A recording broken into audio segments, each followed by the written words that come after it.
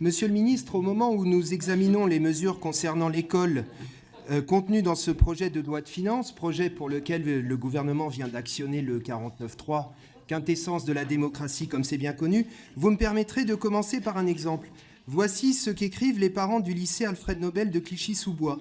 Depuis le début de l'année, un grand nombre d'élèves des voies professionnelles se voient privés de cours de maths et d'anglais.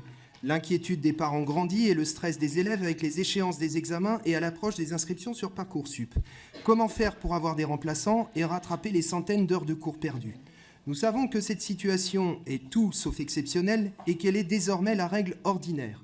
Selon une enquête du SNPDEN, principal syndicat de chefs d'établissement, un mois après la rentrée, 35% des établissements ont au moins un poste d'enseignant vacant, 32% ont au moins une absence longue non remplacée.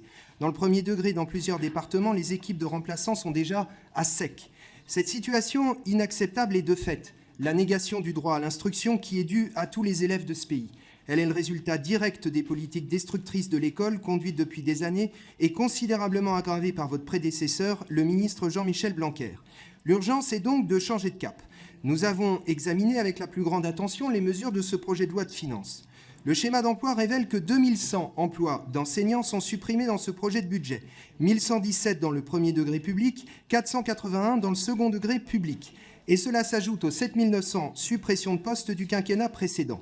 Il en va de même pour toutes les catégories de personnel, tant de vie scolaire que de santé scolaire, alors même que les besoins sont urgents.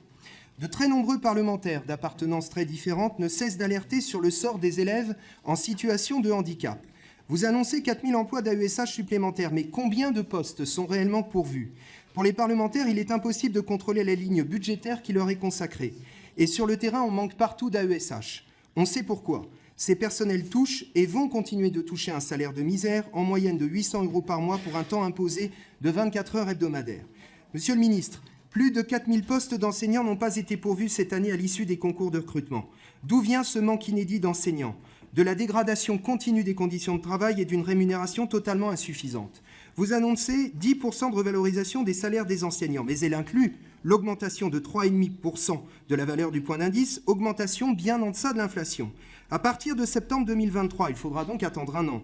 Les enseignants recevront en moyenne 172 € bruts par mois en plus, comme on est loin des 10% annoncés. Ajoutons sur ce point que 300 millions seront attribués aux enseignants qui accepteraient des tâches supplémentaires sans rapport avec l'enseignement, c'est-à-dire travailler plus pour perdre moins.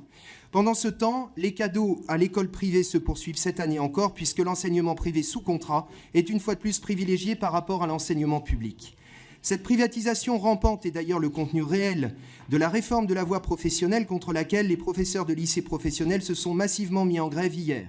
Vous décidez aujourd'hui de réduire drastiquement le temps d'enseignement en lycée professionnel, alors même que l'enseignement professionnel a été institué après-guerre pour soustraire la jeunesse à la tutelle des patrons et que les jeunes en apprentissage réussissent moins bien que ceux sous statut scolaire.